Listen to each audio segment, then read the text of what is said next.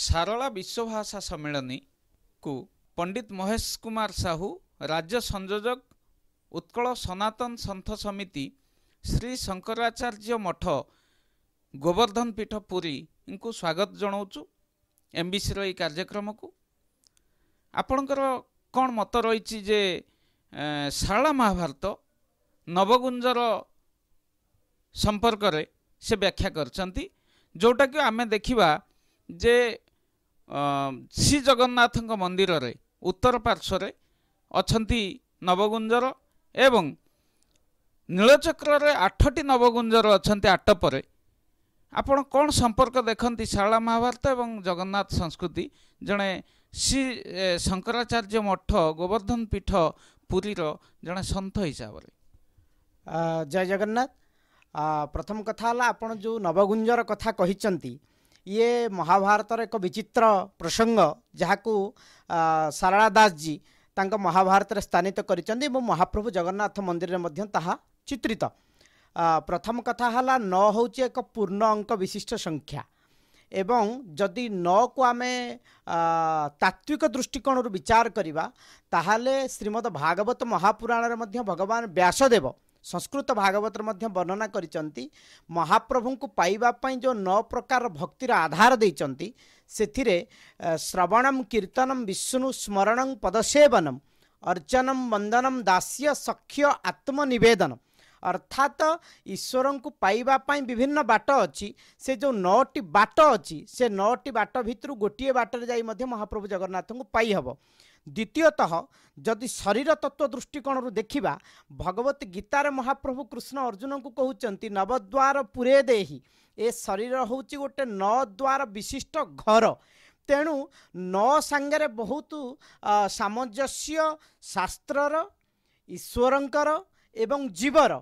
सर्वोपरि भगवानकर नवगुंजर एक अवतारर आमे टिके जानिया को चाहिबा सारला महाभारत रे शिव वंदना रु शिव स्तुति रु आरंभ होइछि महाभारत। सारला महाभारत आपण शिव एवं जगन्नाथ एवं बुद्ध रूपी जगन्नाथ एवं अनेक अवतारणा जो करछंती आपण शिवंक सहित जगन्नाथ एवं महाभारत सारला महाभारत किपर देखुचंती। देखंतु आपण देखिबे संसार व्यासदेव द्वारा जेते गोटी रचित मूल शास्त्र अच्छी अष्टादश महापुराण हो अष्टादश उपपुराण हो महाभारत इत्यादि मध्य आपण देखिबे सबु शास्त्रर वक्ता होचंती भगवान शिव श्रोता होचंती माँ पार्वती। ये एक प्रथम कारण सारला दास जी वंदना करवा। द्वितीय कारण शिव कहले आमे कौन बुझू शिव कहले जने व्यक्ति नुहंती शिव कहले ज्ञानर प्रतीक जीए सी होचंती शिव तेणु सारला दास भगवान शिवं को स्तुति करूना ज्ञान प्रदायक शक्तिर से स्तुति करुँच से प्रथम भगवान शिवं को स्तुति कर। बाकी तृतीय कथा आप पचार महाप्रभु जगन्नाथ सांगे शिवंकर संपर्क आपड़ देखिए आश्चर्य हे जहाँ अन्य कौन क्षेत्र ना ओडिशा क्षेत्र ता विरल महाप्रभु जगन्नाथंकर चलंती विग्रह प्रतिमा मदन मोहन जेतेबेले चंदन को विजय हुंती तांका संगे पंचु पांडव जाती एवं से पंचु पांडव होचंती पंच महादेव लोकनाथ कपालमोचन जम्बेश्वर मार्कंडेश्वर नीलकंठेश्वर लोकनाथ इत्यादि पंचु पांडव जाती एवं आपण देखिए जेतेबेले जगन्नाथ मंदिर को प्रथमे आपण प्रवेश करेंगे सिंहद्वार गुमुट दे बामपटे विश्वनाथ को दर्शन कले तापरे महाप्रभु जगन्नाथ दर्शन करेंगे अर्थात ये हूँ हरि एवं हर ये उभय क्षेत्र सम्मिलित क्षेत्र। आउ गोटे कथा कहबी समग्र भारत वर्ष रे आज भी शैव एवं वैष्णव मानक भितर मतांतर कोठी ना कोठी अच्छी किंतु से मतांतर को दूरेई दे महाप्रभु जगन्नाथ उभय को एक कर देइचंती हरि एवं हर अर्थात महाप्रभु जगन्नाथंकर इष्ट होचंती शिव शिवंकर इष्ट मध्य होचंती महाप्रभु जगन्नाथ जार प्रामाणिक सत्यता मध्य देइचंती गोस्वामी रामचरित मानस रे भगवान राम कहिचंती सेतिपई रामेश्वर रामेश्वर शब्दर अर्थ कौन ना राम जस्य ईश्वर सह रामेश्वर राम जहाँकर ईश्वर से रामेश्वर पुणी आउ जने कहते कहले नाई नाई रामस्य ईश्वर जस्य सह रामेश्वर रामंकर जी ईश्वर से रामेश्वर अर्थात आम कहीपर ना ये राम बड़ ना शिव बड़ जगन्नाथ बड़ ना शिव बड़ एक कहीपर ना अर्थात उभय परिपूरक ये जो शैव एवं वैष्णव को एकाकार करई दवा पाई मतभेद को भूलई दवा पाई मत लगुच बोधे सारला दास ए टेक्निक को अप्लाई करी प्रथमे भगवान शिव को वंदना करी जगन्नाथ को अंतर भितर रखिकी ए काव्य को परिप्रकाश कले ये मत लगुच ये गोटे साम्यता दृष्टिकोण गोटे गुरुत्वपूर्ण भूमिका लिभाऊँ सारला दास को महाभारत। कौन कहे आपण शास्त्रीय मान्यता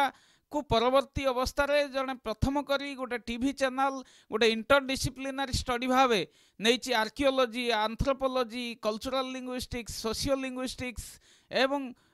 समस्त gender study law public administration ये जिते सब एंशिएंट हिस्ट्री सबको गोटे साहित्य भितर सीमाबद्ध रखा जाइए कौन कहे रिसर्च हवा दरकार स्टडी हवा दरकार आपंकर मत कौन जन संत हिसाब से मु केवल एतिकी कहिबी सरकार तो शास्त्रीय मान्यता देदेले एतिकी आमर कर्तव्य सरीजीव ना यू काम आरंभ है कारण प्रकृत में गोटे भाषा शास्त्रीय मान्यता पाईगले जे सबकिछि होईगला ता नुह ता उपरे अधिक गवेषणा हबार आवश्यकता अच्छी एवं आम माटीर कवि सारला दास एवं तांकु नेइकिरि आमे गर्व करिबा एवं तांको द्वारा सृष्ट साहित्य को नेइकिरि आम भितरे जो बुद्धि अच्छी आम भितरे जो विचार अच्छी ताकू नेइकिरि से शास्त्र को लगेइबा एवं से शास्त्र भितर कौन अच्छी जो कथा आपण आज कहिसंती ता भितर सामाजिकता आध्यात्मिकता अर्थनैतिक व्यवस्था आईनगत व्यवस्था सामाजिक सुरक्षार व्यवस्था अर्थनैतिक व्यवस्था सब कथा से लिखिंट एबे ताकू जेमिति समुद्र को मंथन कले अमृत बाहरे ठीक सेमिति से पोथी बैगण न होई ताहा बाड़ी बैगण रूपांतरित हो सारड़ा महाभारत केवल भाषण भितर सीमित न रही ताहा आम वृत्ति रे आम कर्म रे एवं आम सामाजिक चलनी रे ताहा व्यवहार योग्य हो ए काम करिवार एबे आवश्यकता एबे समय तार आह्वान देइछि आम समस्त को एक ही संगबद्ध भाव रे ए काम को आगे नबाकू पड़िबो ए क्षेत्र रे सरकार को पाखर मध्य हमर निवेदन रहिबो एथि पई आमको गवेषणा करिबा पई उत्साहित करबा पई पड़िबो विद्यार्थी माननकू एवं विद्यार्थी माननकू उत्साहित करिकरी सेमानकू प्रोत्साहित करबा को पड़िबो ए कथा तो गर्व गौरवर सहित आमे कहिबू ये होची सेई माटी जेते बेले समग्र विश्व रे लोक